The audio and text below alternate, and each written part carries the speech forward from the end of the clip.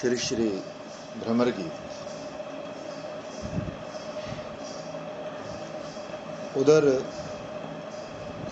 कृष्ण माता यशोदा जी तो अधैर्य सिंधु की भंवरों में डूबती उतराती कुछ भी नहीं कर पा रही थी। जिस दिन श्री कृष्ण मथुरा गए और नंद महाराज उन्हें मथुरा छोड़कर ब्रज लौटे, उस दिन से यशोदा माँ शत शत ब्रजवासी स्त्री पुरुषों द्वारा प्रबोधित होने पर भी मैं पुत्र के मोह को छोड़ और कुछ भी नहीं देखूंगी, ये संकल्प लेकर अंधे की तरह आंखें बंद किए बैठे। श्री ब्रजराज जब उद्धव जी को अपने पुत्र के प्रभाव में चरित्र की बातें बता रहे थे, तब वो सब सुनते सुनते माता यशोमती के स्तनों से मेघ मुक्त जल धाराओं की तरह दुग्ध धार बरस रही। नेत्रों से बह रही थी विपुल शोक अश्रु धाराएं। उन दुग्ध धाराओं और अश्रु धाराओं से उनके वस्त्र भीगते रहे। उद्धव जी श्री कृष्ण के प्रति ब्रजराज और ब्रजेश्वरी का परम आकुलता मिश्रित प्रगाढ़ पुत्र स्नेह देखकर मन ही मन सोचने लगे, अहो मेरा कैसा सौभाग्य है कि ऐसे विशुद्ध स्नेह के आधार ब्रजराज और ब्रजेश्वरी के श्री चरण दर्शन प्राप्त करने में समर्थ हुआ। पर मेरे प्रभु ने मुझे इन्हें सांत्वना देने के लिए भेजा है। मैं सांत्वना कैसे दे सकता हूँ? श्री कृष्ण के बिना इनका काल यापन करना ही अत्यंत असंभव लग रहा है। पर इस समय मेरे प्रभु का ब्रज आगमन और इनका मथुरा गमन दोनों ही असंभव है। यद्यपि इनके श्री कृष्ण के प्रति स्वाभाविक पुत्र स्नेह की किसी प्रकार की हानि या ग्लानि संभव नहीं, तथापि किसी तरह उस अति महत्वपूर्ण पुत्र स्नेह में यथा किंचित शिथिलता लाई जा सके तो ये उस दुस्तर शोक सागर से किंचित उत्तीर्ण हो सकते हैं। इस जगत में ऐसी कोई भाषा, ऐसा कोई भाव नहीं जिससे इनके इस आकुलता भरे शोक उच्छ्वास के प्रबल वेग को किंचित रुद्ध किया जाए। नंद महाराज ने अभी स्वयं ही श्री कृष्ण की असुर मारण, ब्रज रक्षण, गिरिराज धारण आदि महिमामयी बातें कहीं। इसी सुयोग में यदि श्री कृष्ण के ऐश्वर्य, भगवत तत्व की आदि की बातें करके इनके पुत्र ज्ञान को थोड़ा शिथिल किया जाए तो संभव है उस शोक उच्छ्वास का वेग कुछ रुद्ध हो जाए। ज्ञान की मूर्ति उद्धव जी ने श्री गोविंद चरण कमलों का ध्यान करके कहना आरंभ किया, हे मानद, देहधारियों में आप लोग सर्वाधिक प्रशंसनीय धन्य हैं। कारण कि श्री नारायण में आपकी ऐसी अनुरागमयी मति जन्मी है। आप लोग जिन्हें पुत्र समझ रहे हैं वे राम और मुकुंद विश्व के बीज और योनि अर्थात निमित्त और उपादान कारण है। पिता और माता वो दोनों ही सर्वव्यापक भगवान और विश्व के नियंता हैं। यदि मनुष्य प्राण त्यागते समय भी क्षण भर के लिए मन को विशुद्ध करके उनमें आवेश पा सके तो वो सभी जन्मों के सभी कर्म बंधन छिन्न कर सच्चिदानंदमय देह से परम गति पा लेता है। आप लोगों ने उन्हीं श्री कृष्ण के प्रति सर्वोत्तम भाव प्राप्त किया है, इसलिए आपकी सुकृति का क्या कुछ शेष है? आपके गोविंद थोड़े ही दिनों में आएंगे। कंस वध के पश्चात उन्होंने आपसे जो कहा था उसे सत्य करेंगे। हे महाभाग, आप श्री कृष्ण के लिए हा पुत्र कहकर और खेद न करें। जैसे लकड़ी में अग्नि रहती है वैसे ही वे भी सर्वत्र विराजमान हैं। उनकी माता नहीं, पिता नहीं, पत्नी नहीं, पुत्र नहीं। क्यों? वो समझने आए नहीं ना। अगर देखो भगवान भी किसी को समझाने लगे तो वो भी नहीं समझ सकता। लोग बोलते हैं दुर्योधन को इतना समझाया भगवान ने। यदि भगवान चाहे तो वो समझेगा। अब उद्धव जी जो मर्जी कहते रहे, अगर ठाकुर जी की इच्छा हो कि ये समझ जाए तो बात कैसे बने? फिर तो अपने आप ही समझ जाएंगे। नहीं, वो तो रसास्वाद ही खत्म हो गया। ये बात ये वो करने आए हैं।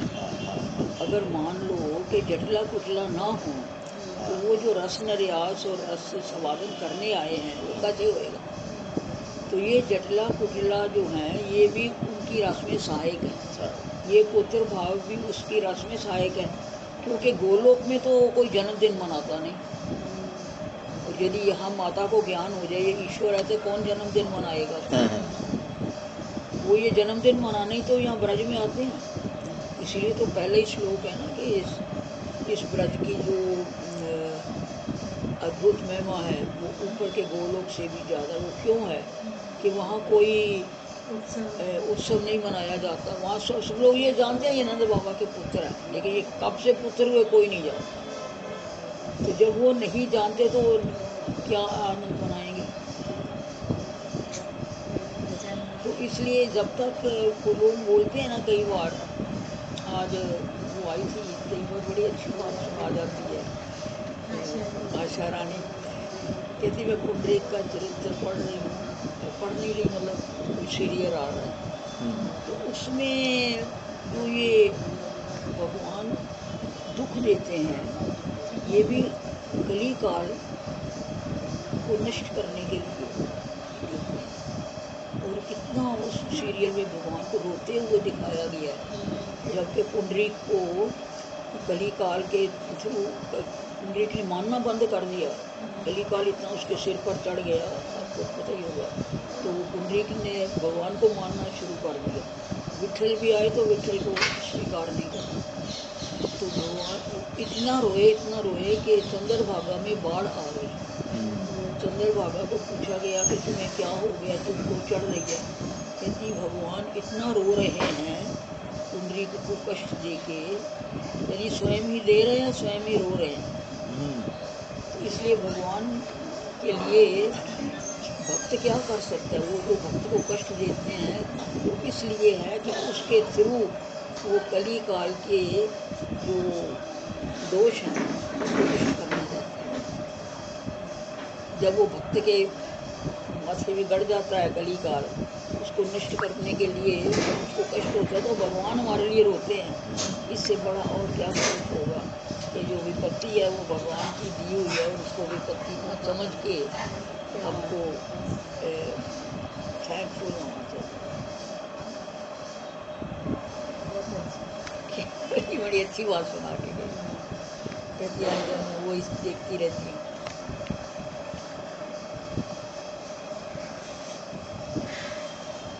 देखिए अम्मा का जामा हाँ रख दिया उसमें।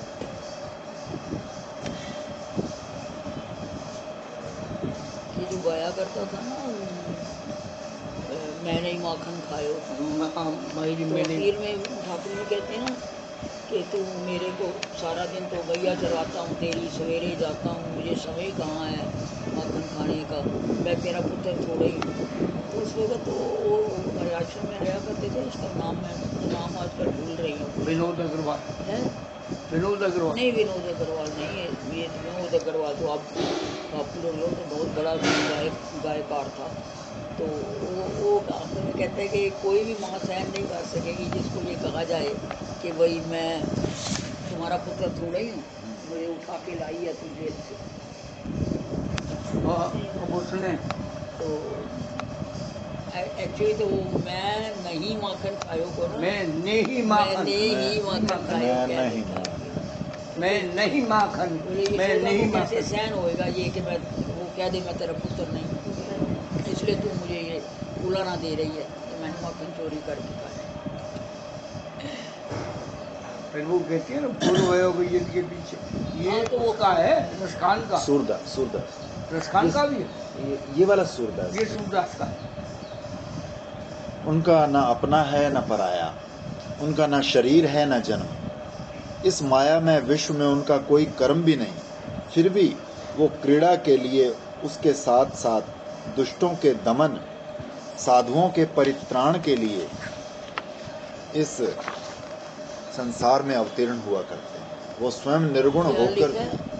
साधुओं के परित्राण के लिए, दुष्टों के दमन और साधुओं के परित्राण के लिए इस संसार में अवतीर्ण हुआ करते वास्तव में तो हैं। भक्तों को सुख देने के लिए और उनको लीला करके मेरी गायन करके वो पार उतर जाएंगे, वो अवतरण होता है। ये तो कोई विशिष्ट आ जाता तो वो सबका कल्याण कर जाता, कोई हिरण्यकश्यप आ जाता तो वो शत्रुओं को मार देता, क्या बड़ी बात थी, उनके लिए आने की क्या जरूरत है। वो स्वयं निर्गुण होकर भी सृष्टि, स्थिति और प्रलय के लिए सत्व, रज और तमोगुण को लेकर खेल करते हैं। वो परमात्मा है, परमात्मा का कोई कर्म नहीं। इस संसार के कर्म के साथ जोड़कर उन्हें कर्ता समझना भ्रम है, उन्हें पुत्र समझना भ्रम है। आप लोग उन्हें आत्मज समझ रहे हैं, वो किसी के आत्मज नहीं, वो सभी के आत्मज, सबके आत्मा, सबके माता पिता ईश्वर हैं।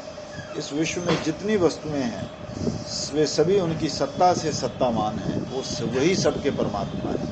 उनके अतिरिक्त इस विश्व में और कोई वस्तु नहीं। इस प्रकार कितनी कितनी बातों में पूरी रात बीत गई, बातों का अंत नहीं। उद्धव जी की बातों का लक्ष्य था कि श्री कृष्ण के प्रति शील, नंद यशोमती की पुत्रत्व बुद्धि थोड़ी शिथिल कर उनके शोक को किंचित शांत कर। इसलिए तरह तरह से ब्रजराज दंपति के आगे श्री कृष्ण की परम ऐश्वर्यमयी कथाओं का वर्णन करने लगे। श्री कृष्ण के प्रति वात्सल्य रस की प्रकट मूर्ति श्री श्री नंद यशोदा का विशुद्ध वात्सल्य रस है।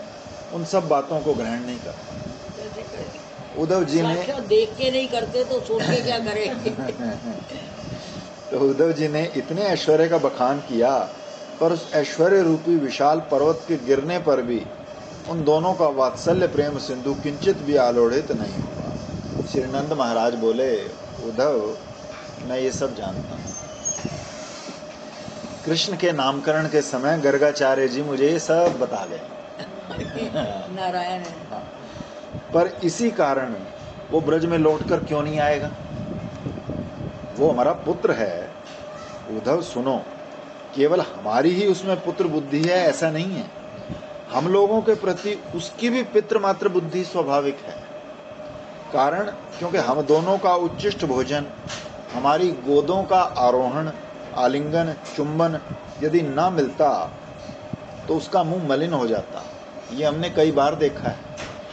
दधि मंथन का भांड फोड़ देने के अपराध में उसकी मां ने उसे उखल से बांध दिया था। वो सर्वव्यापक परब्रह्म परमेश्वर है, तो उसका बंधन बताओ कैसे हुआ? बंद कर, वो उल्टा ज्ञान दे रहे हैं। हाँ, बंद कर कितना रोया था वो, और जब मैंने उसका बंधन खोल दिया था तो कितना आनंद से हंसा भी था। वो मैंने साक्षात देखा है। जो रोता है हंसता है वो हमारा पुत्र क्यों नहीं है? संवित मूर्ति उद्धव जी द्वारा वर्णित श्री कृष्ण का विपुल ऐश्वर्य माता पिता की पुत्र बुद्धि के आगे व्यर्थ हो। अब गोपियों के जाके और भी व्यर्थ हो जाएगा। उद्धव जी ने देखा कि इन्हें उपदेश देना तो अति सुकठिन है। इधर प्रातः काल हो गया, पूर्व में अरुणालोक फूटा, गोपिकाएं शैया छोड़ दीपक जलाकर दधि मंथन में लगी हैं। तो उद्धव जी ने उठने का संकल्प किया। चलते समय ब्रजराज दंपति के श्री चरणों में प्रणाम कर बोले, हे माता, हे पिता, मैंने बड़ा अन्याय किया है। आप लोगों को उपदेश देने चला था। आप श्री कृष्ण प्रेम के असीम सिंधु हैं, उसकी एक बूंद भी मेरे हृदय में नहीं है। आपके पुत्र श्री कृष्ण शीघ्र ही आपके निकट आएंगे, वो असत्य बात कभी नहीं कहते। इसलिए आप निश्चिंत हो जाइए। आप लोग सभी ब्रजवासियों के प्रतिपालक हैं। यदि आप दोनों इस तरह रोते रोते अस्थिर होंगे तो पूरा ब्रजधाम ही अस्थिर हो जाएगा। अतः आप अश्रु विसर्जन नहीं करेंगे। तो उद्धव जी ब्रजराज दंपति को इस प्रकार लौकिक रूप से प्रबोध देकर स्नान आदि प्रातः कार्य के लिए बाहर चले। इधर जो गोपियां दधि मंथन में लग गई थी वो सभी विश्रम्भ प्रधान हैं। उनका विश्वास है कि श्री कृष्ण आएंगे। संभव है आज ही। दो तरह की व्याख्या मिलती है। एक तो ये कि सब ने सब काम छोड़ दिए, मलिन हो गई हैं, कोई दीपक नहीं जलता, ये नहीं वो नहीं। और दूसरी ये है विश्रम प्रधान कि वो सब तरह के कार्य इसलिए करते हैं डेली कि कहीं कृष्ण अभी आ गए तो क्या कहेंगे, तुम इतनी गंदी बनी हुई हो, अभी तक नहाए ही नहीं हो। दो तरह के वर्णन हैं ग्रंथों में। उनका विश्वास है कि श्री कृष्ण आएंगे। संभव है आज ही आए। इसलिए वो नित्य ही वस्त्र आभूषणों से सजी नवनीत के लिए दधि मंथन करती हैं। ये उनका नित्य का भाव है। उद्धव जी ने देखा उन लोगों के हाथ के वलय कंकड़ दधि मंथन के समय प्रदीप की छटा से और भी अधिक समुज्वल हो गए। अरुणिम कुमकुम से गंडस्थल अरुणिम हो गए हैं। दधि मंथन करती वो उच्च स्वर से श्री कृष्ण का गुणगान कर रही है और वो गायन ध्वनि देवलोक तक जा रही है। निरस्त वो 3 लोगों का अनिष्ट नष्ट कर रही है। वो ध्वनि 10 दिशाओं में लोकपालों के कानों में प्रवेश कर विश्व का सब प्रकार का अमंगल नाश कर रही है। सूर्योदय होने पर ब्रजवासी श्री नंद महाराज के द्वार देश पर स्वर्ण में रथ देखकर एक दूसरे से कहने लगे, ये रथ किसका है, कहाँ से आया है, किस लिए आया है। उद्धव जी ने स्नान आनेक पूरा कर नंदालय में और प्रवेश नहीं किया। ब्रज में भी अन्यत्र कहीं नहीं गए। बस यही देखने लगे कि कृष्ण प्रियाएं कहाँ हैं। जिसे पूछें वही विस्मित हो जाए। यहाँ भला कृष्ण प्रिया कौन है? यहाँ तो कृष्ण का विवाह नहीं हुआ, अतः यहाँ कृष्ण की स्त्री या कांता तो कोई है ही नहीं। हाँ, यहाँ कृष्ण को सभी प्राणों से अधिक प्रेम करती हैं। कृष्ण के मथुरा चले जाने पर कुछ गोपबालाएं तो उनके विरह में उन्मादिनी होकर वन में वास कर रही हैं। वो स्नान भोजन आदि कुछ भी नहीं करती, दिन रात केवल हा कृष्ण कहती रोती रहती। उन लोगों की बातें सुनकर उद्धव जी समझ गए कि वो जिनका अनुसंधान कर रहे हैं निश्चय ही ये वही होंगे। उद्धव जी उनकी ओर बढ़ने लगे। श्री कृष्ण की बातें सुनकर उद्धव जी के मन में श्री कृष्ण प्रिया ब्रज देवियों के श्री चरण कमलों में पराभक्ति का उद्रेक हुआ। वो श्री कृष्ण पाद पद्मों का ध्यान करते करते भक्ति पूर्वक प्रार्थना करने लगे, प्रभु कृपा करो कि मैं ब्रज देवियों के श्री चरण दर्शन से धन्य हो सकूं। अति भक्ति युक्त हृदय से ब्रज देवियों के आगे पहुंचे। थोड़ी दूर से उन लोगों को देखा। ब्रजांगनाओं के श्री अंग अत्यंत क्षीण हो गए हैं। केश कलाप अस्त व्यस्त हैं। वे मलिन और विविध वर्णों के वस्त्र पहने हैं। धूम भस्म आदि से ढकी अग्नि की तरह उनकी अंग कांति की छटा थोड़ी निष्प्रभ हो गई है। श्री कृष्ण दर्शन की उत्कंठा में नेत्र सुचंचल हैं। तप्त दीर्घ निश्वास से अरुण वर्ण अधर फटे गए हैं। मुंह का भीतरी भाग सूख गया है। दावानल से भयभीत हिरनियों की तरह उनके नयन प्रांतों में भय भरा हुआ है। उद्धव जी ऐसी विरह विधुर मूर्तियां देखकर अत्यंत विस्मित हुए। होने की बात ही थी, क्योंकि श्री कृष्ण विरह में अब तक किसी की ऐसी अवस्था हुई है कि आंखों से देखना तो दूर, उन्होंने कानों से कभी सुना भी नहीं, कभी सोच भी नहीं पाए। उद्धव जी मानो विरह रस की साक्षात अधिष्ठात्री देवी के रूप में विराजमान उन ब्रजांगनाओं को विस्मित नेत्रों से देखते रहे। और ब्रज देवियां, श्री सुखदेव मुनि ने कहा, हे राजन, श्री कृष्ण की प्रेयसियां उद्धव जी को देखकर समझ गई कि ये श्री कृष्ण के अनुचर हैं। कारण क्योंकि उद्धव जी की उज्ज्वल श्याम वर्ण अजानुलंबित भुजाएं थी। वदन विकसित कमल की तरह लावण्य युक्त था। नव कमल दलों की तरह आयताकार नेत्र शोभा पा रहे थे। परिधान कनक कांति उज्ज्वल पीत वस्त्र और पीत उत्तरीय। गले में श्री कृष्ण की प्रसादी पद्ममाला सुशोभित। नवीन यौवन, अति सुंदर दर्शन। कानों में मकर कुंडल शोभित। ऐसे उद्धव को देखकर ब्रजांगनाएं अतिशय विस्मित हुई। एक दूसरे से कहने लगी, सखियों, आज हमारे निकट ये कैसा अपूर्व रूप व्यक्ति आ रहा है।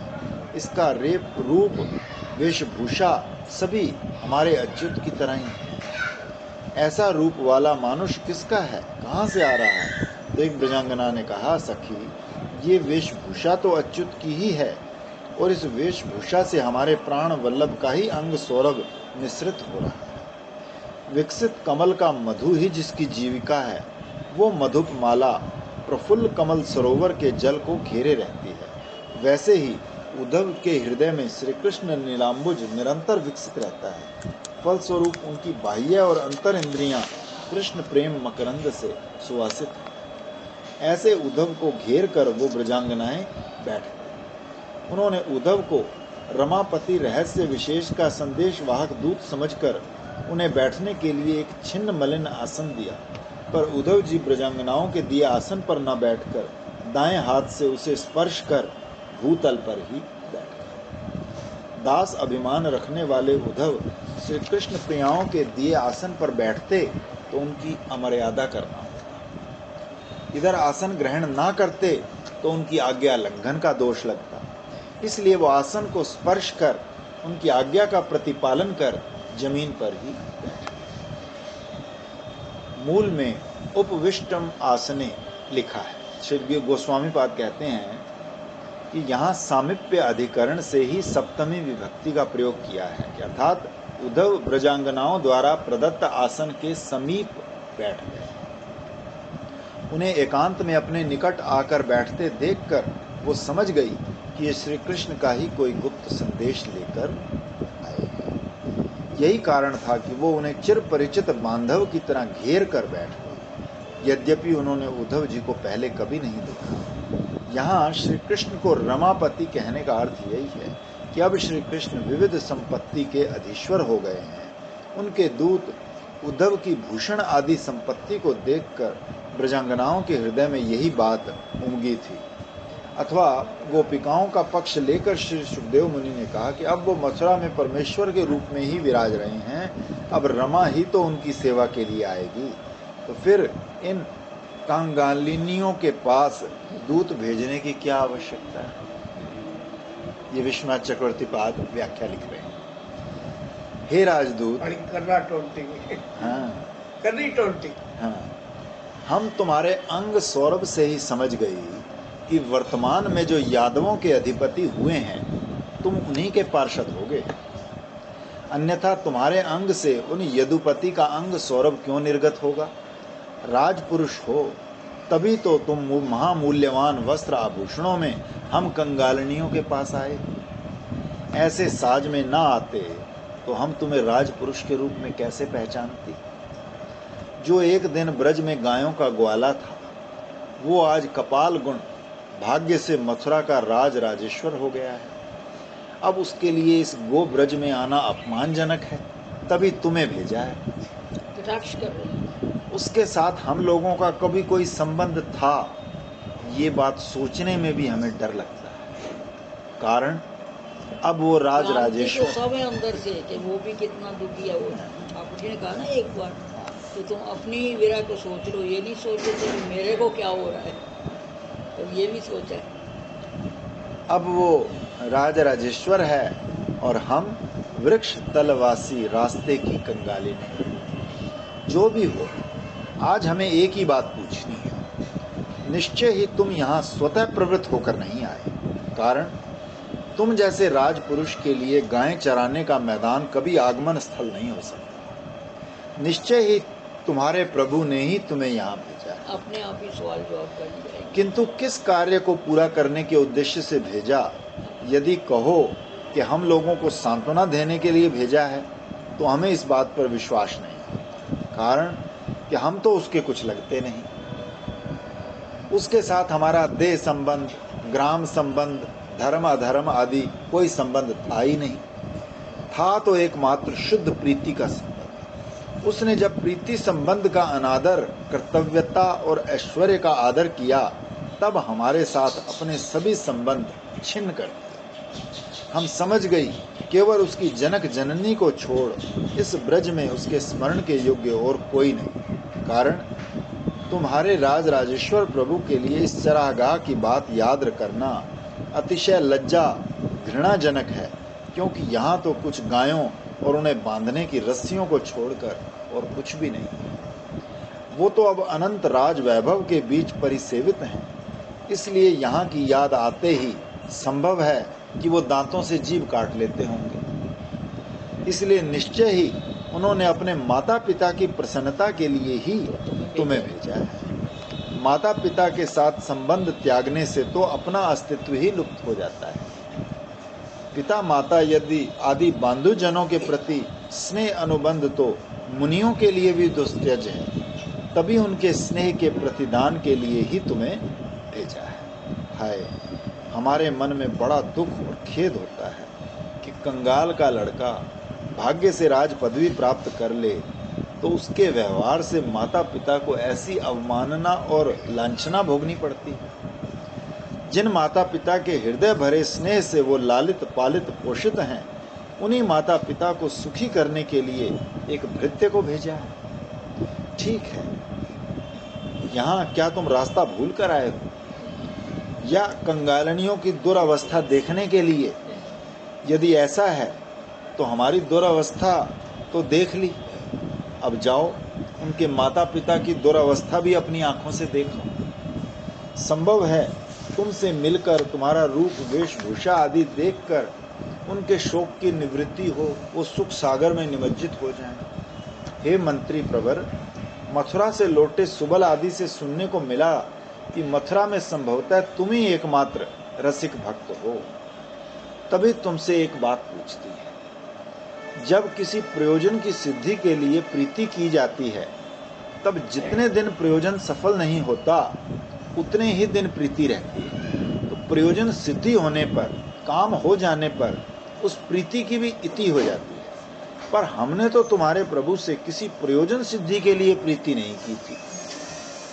इसे लेकर हमारे मन में कोई दुख या क्षोभ नहीं है, किंतु इस निर्मल निरुपाधि प्रेम पर जो कलंक लगा, उससे हम लोग निरअतिशय मर्माहत हो गए। जिस प्रेम की खातिर हमने इह काल पर काल स्वजन बंधु बांधव भला बुरा धर्म अधर्म किसी बात की चिंता नहीं की, उसी प्रेम में दुरंत विरह, इस दुख को सहने का उपाय क्या है? हे राजदूत, इस निरुपाधि प्रेम में विरह देखकर हमारे मन में संशय होता है।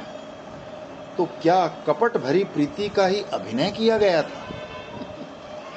ये कहकर ब्रजांगनाएं बहुत से दृष्टांत देकर कैतव युक्त प्रीति रीति की बात करने लगी। देखो मंत्री प्रवर, षटपद भंवरे जब तक सुमन कुसुम से मधु प्राप्त करते हैं, तभी तक वो कुसुम का आदर करते हैं। मधु के ना रहने पर वो भी कुसुम की ओर मुड़कर नहीं देखते। उसी प्रकार लंपट कामुक पुरुष शोभन चित रमणियों के साथ प्रीति का अभिनय किया करते हैं। अपने उद्देश्य की सिद्धि के पश्चात वो चपलता दोष के कारण उन रमणियों का अनादर कर उन्हें त्याग देते हैं। गणिकाएं धनी युवक के साथ तब तक ही प्रीति का अभिनय करती हैं जब तक उसके पास धन रहता है।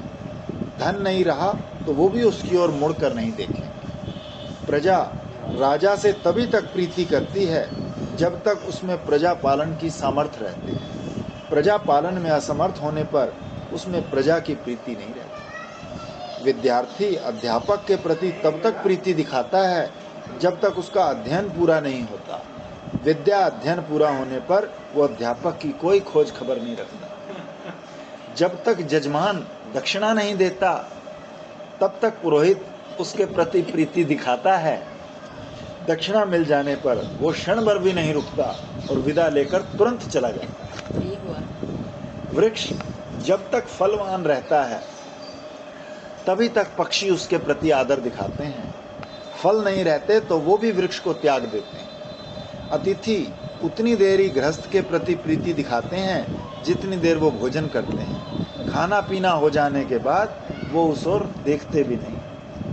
हिरण तब तक ही अरण्य का आदर करते हैं जब तक वो दावानल से दग्ध नहीं होता। अग्नि से दग्ध होने पर वो उस वन को वो त्याग देते हैं। उसी प्रकार जार या उपपति अनुरक्त रमणियों का उपभोग कर उन्हें त्याग देते हैं। हे मंत्री प्रवर, हम लोग तुम्हारे प्रभु के प्रति सदा प्रगाढ़ अनुराग ही वहन करती आई हैं, पर उन्होंने उपभोग कर हमें त्याग दिया है। जिस प्रेम में कोई स्वार्थ उद्देश्य नहीं, उस प्रेम में ये दुरंत विरह किसी भी रसिक जन को गुरुतर पीड़ा ही पहुंचाएगा। इसके पश्चात विरहिणी ब्रज देवियों ने आवेग से भरकर उद्धव जी से कहा, हे राजदूत, हमारे प्रश्न का कोई उत्तर न देकर तुम चुप क्यों हो? उद्धव जी उनके परम आवेश भरे आरती वचन सुनकर एकदम निर्वाक और स्तंभित हो गए। होने की बात ही थी, कारण ऐसी निगूढ़ आरती युक्त कृष्ण प्रेम की भाषा उन्होंने कभी नहीं सुनी, किसी शास्त्र में भी नहीं मिली। संवित की मूर्ति उद्धव महाशय श्री कृष्ण के स्वरूप ऐश्वर्य आदि तत्वों में परम सुनिपुण थे। स्वयं भगवान परम परतत्व स्वरूप श्री कृष्ण के प्रति ऐसे आवेग में अभियोग वचन सुनकर वो अति विस्मित, चमत्कृत और हतवाक हो। ब्रज रामाओं ने सोचा, इस अरसिक के आगे रस प्रसंग लाने से कोई लाभ नहीं, उल्टे मनों में वेदना ही होगी। सोचते सोचते उनके काय मनोवाक्य की वृत्तियां श्री गोविंद में मग्न हो गई। वो उद्धव जी को देखकर श्री कृष्ण विरह में व्याकुल होकर किंचित भी संकोच न कर उनके आगे ही अपने साथ श्री कृष्ण की रहस्यमयी लीलाओं का गायन करने लगी। अपने भावों के अनुकूल कैशोर लीला और बाल्य लीला भी गाते गाते विरह सिंधु में मग्न हो उच्च स्वर में रोदन और विलाप करने लगी। हा कृष्ण, हा रमानाथ, हा ब्रजनाथ, हे आर्तिनाशन, एक बार आकर अपने ब्रज की दशा देख जाओ। विशेषतः वो ब्रज रमाएं जो तुम्हें छोड़ विश्व में और कुछ भी नहीं जानती, शोक सिंधु में डूबी जा रही हैं। अपनी चरण तरी देकर उनका उद्धार करो। इन ब्रज रमाओं ने थोड़ा भी विचार न किया कि मथुरा से आया ये अपरिचित उद्धव उनके विषय में क्या सोचेगा, किंतु उद्धव जी उनका ऐसा आकुलता भरा कृष्ण लीला गायन, ऐसी आवेश आरती भरी रोदन ध्वनि सुनकर स्वयं को धन्य समझने लगे।